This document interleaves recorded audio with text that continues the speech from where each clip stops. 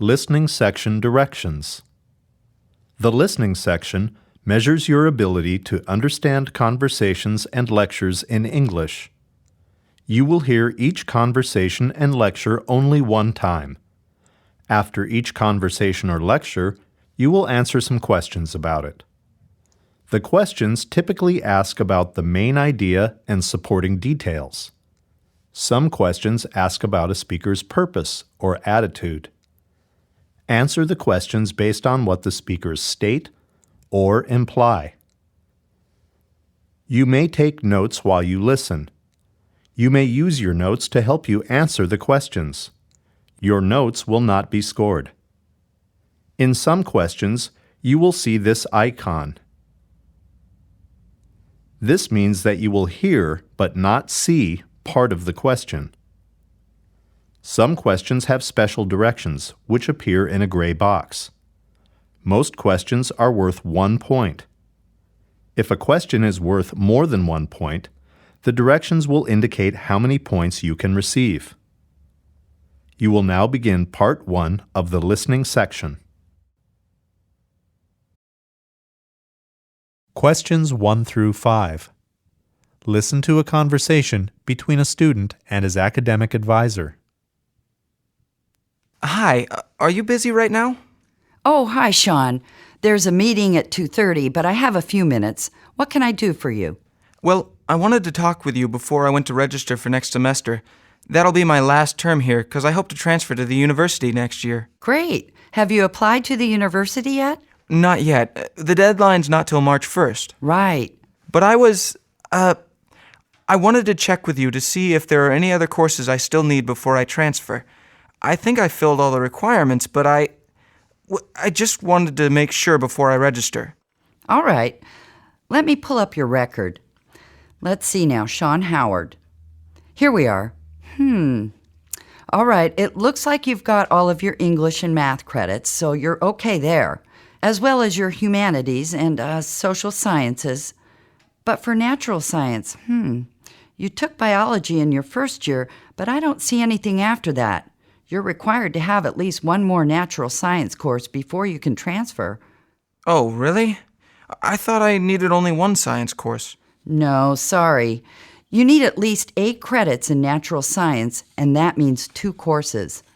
I didn't know that. Okay, then I wonder which course I should take. What do you recommend? Next semester, let's see. It looks like astronomy, botany, and ecology are all being offered. There's also a course in meteorology for non-science majors. Meteorology? Do you mean like the weather? That's right. Hey, that might be kind of interesting. I always wanted to know how they forecast the weather. Then that's the right course for you. Oh, and Sean, it looks like you also need 2 credits in physical education. Phys ed? Right. You're required to have 4 credits, and you've only got 2 so far. Oh boy. Well, okay, that shouldn't be too hard. Maybe I should take golf. That is offered in the spring, right? Golf? Yes, it is. Do you play? Not very well, no. I've only played a couple of times, but I need to do better than that. My boss plays golf, and he's always talking about it. It would be nice to know what he's talking about. Then you'd better take golf. You've got to play golf with your boss. Okay, you talked me into it. Hey, thanks for your time. I appreciate your help, and I'll get out of your way now. Glad to help, Sean. Good luck with registration. Number 1. Why does the student go to see his advisor?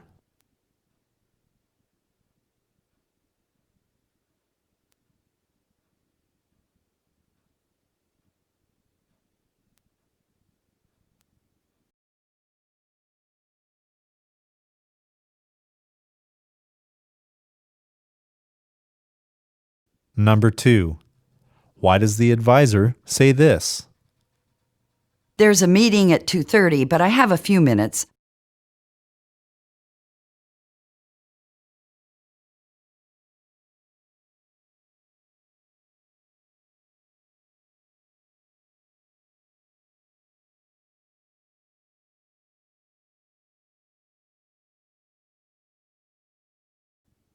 Number 3. What does the student want to do next year?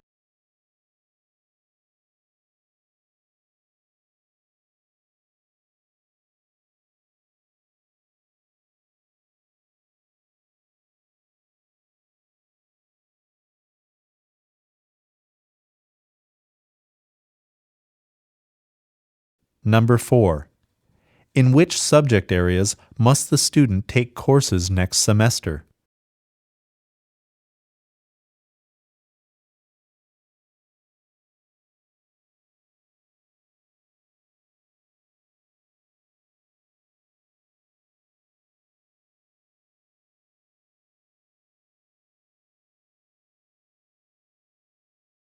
Number 5.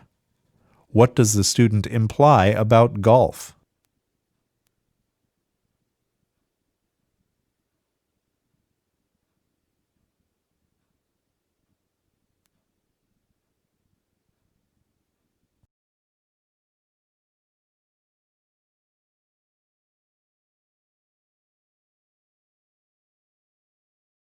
Questions 6 through 11.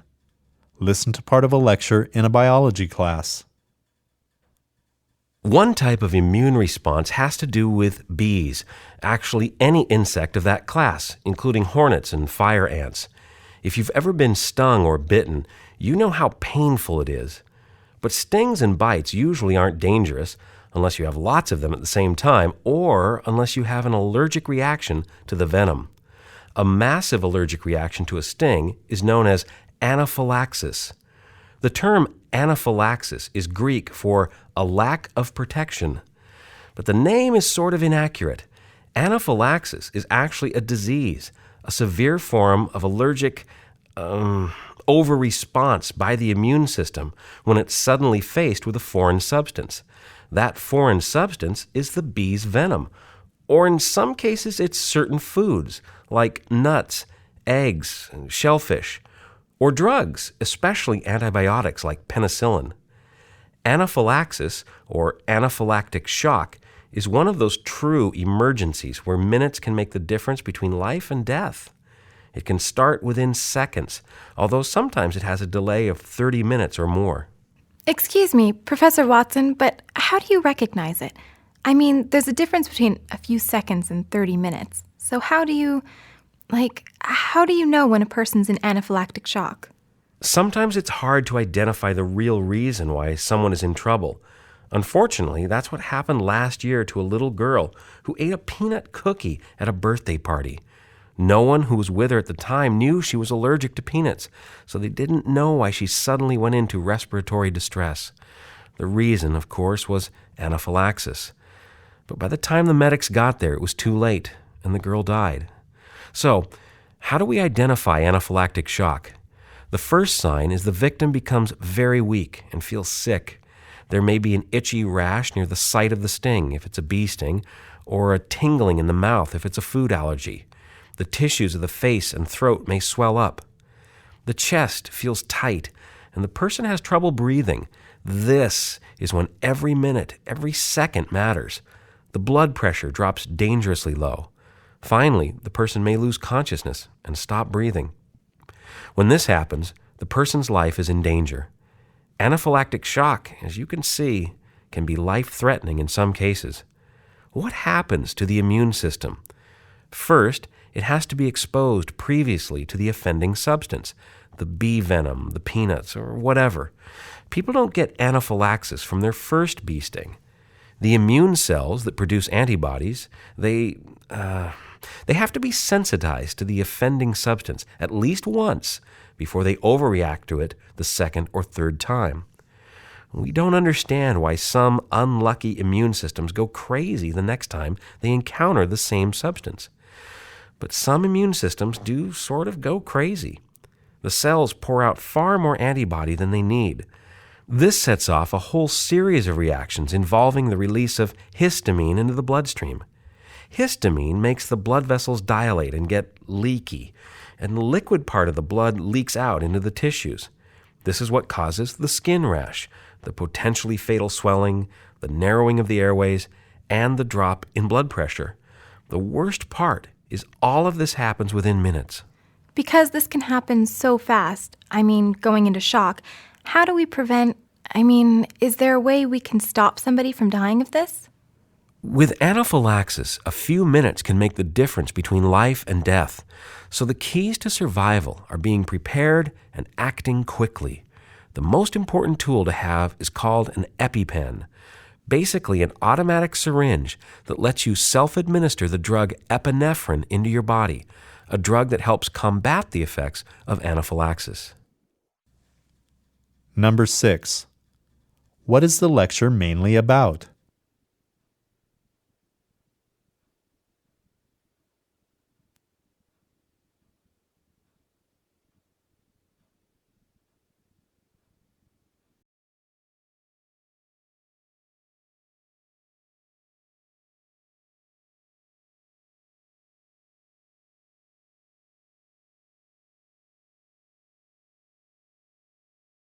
Number 7.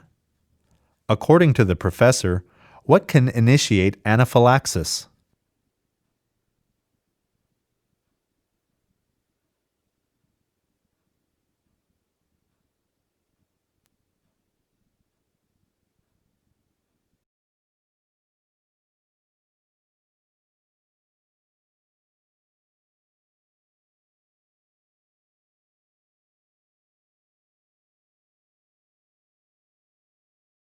Number 8. Why does the professor tell a story about a little girl at a birthday party?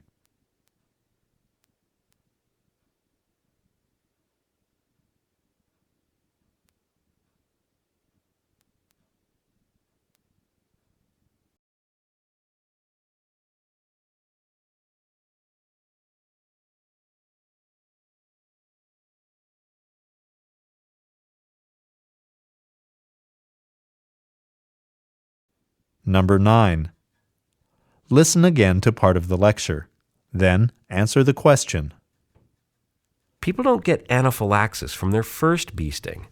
The immune cells that produce antibodies, they have to be sensitized to the offending substance at least once before they overreact to it the second or third time. We don't understand why some unlucky immune systems go crazy the next time they encounter the same substance. Why does the professor say this? We don't understand why some unlucky immune systems go crazy the next time they encounter the same substance.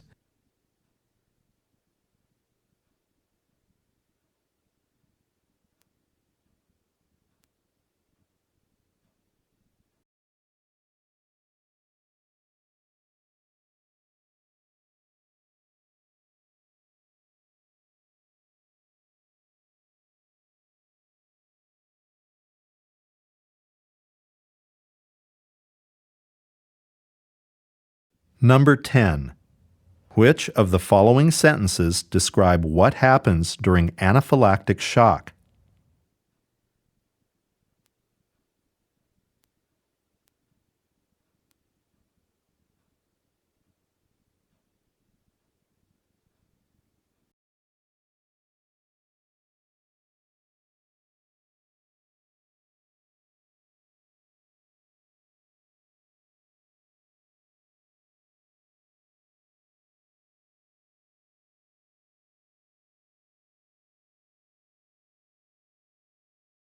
Number 11. What can be inferred about surviving anaphylaxis?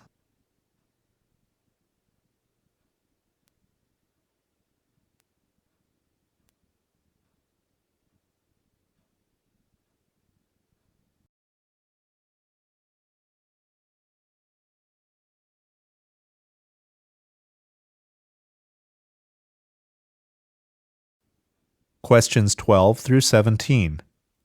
Listen to part of a talk in a United States history class.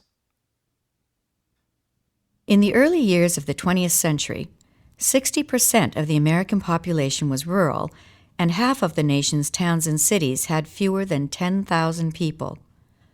Up until that time, life on the farm was lonely, and farm families felt that they weren't keeping up with the urban population, which had electric lights, telephones, and access to the latest goods in department stores. Farm families were isolated, often with limited funds, and few could afford the time or the expense of shopping in the city. But all of this changed with the introduction of the mail-order catalog. In 1872, a Chicago merchant named Montgomery Ward began sending copies of a catalog to thousands of farmers in the Midwest. The catalog was 280 pages long and offered farm families the opportunity to order any of the goods listed in it by mail. This is how Montgomery Ward and Company became the nation's first mail-order company. Ward had discovered something entirely new and profitable, a new method of conducting business. After that, the terms mail-order house and mail-order catalog were added to our vocabulary. The most successful mail-order house was Sears and Roebuck, which entered the mail-order business in 1895. Just as Montgomery Ward had done with his catalog, Richard Sears advertised his products in catalogs that were sent to farm families. The Sears catalogs sold food, clothing, machinery, tools, stoves, anything and everything a farm family might need. The mail-order business spread rapidly, largely because of improvements in postal services. The post office established rural free delivery in 1902 and parcel post in 1913. These new services meant that catalogs and goods would be delivered directly to the farm, so farmers didn't have to drive several miles into town to pick up packages. These new services greatly contributed to the success of mail-order houses. Rural free delivery also had great benefit for farm families.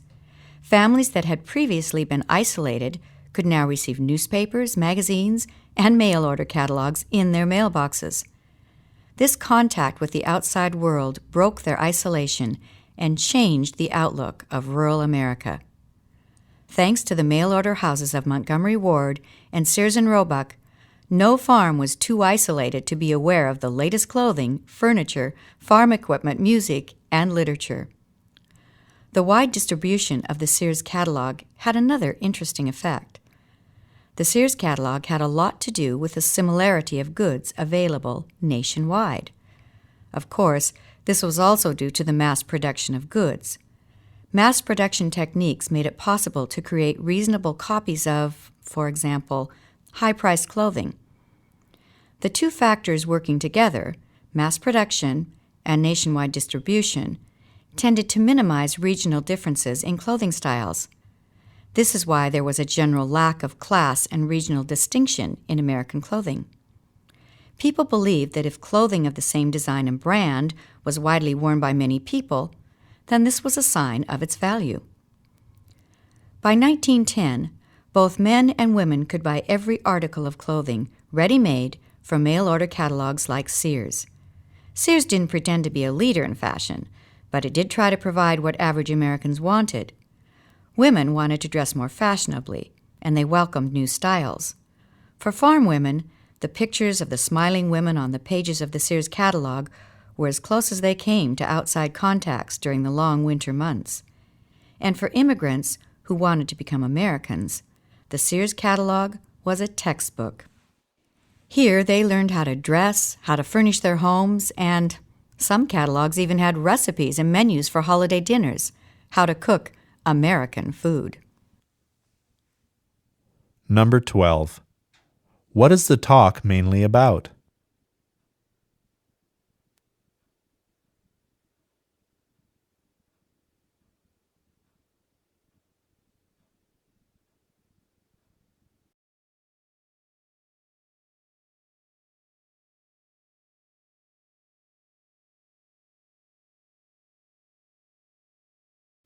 Number 13. How did the mail order business begin?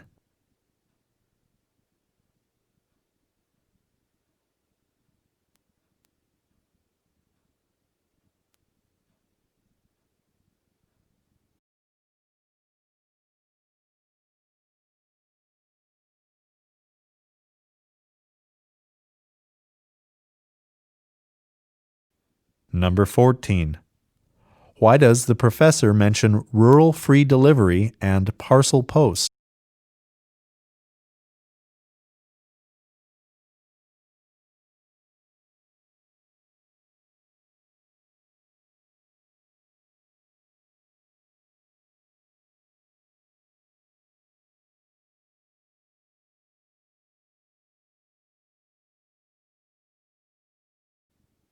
Number 15. According to the professor, What two factors led to the similarity of goods available nationwide?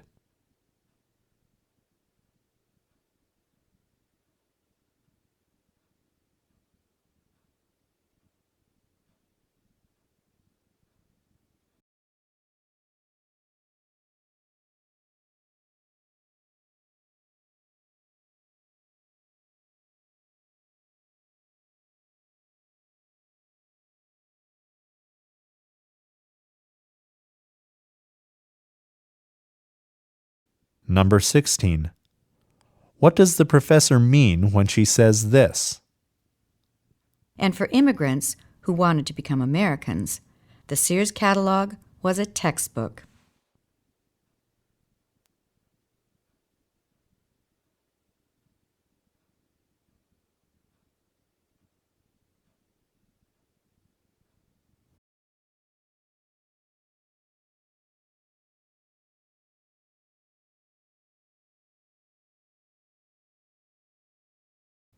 Number 17.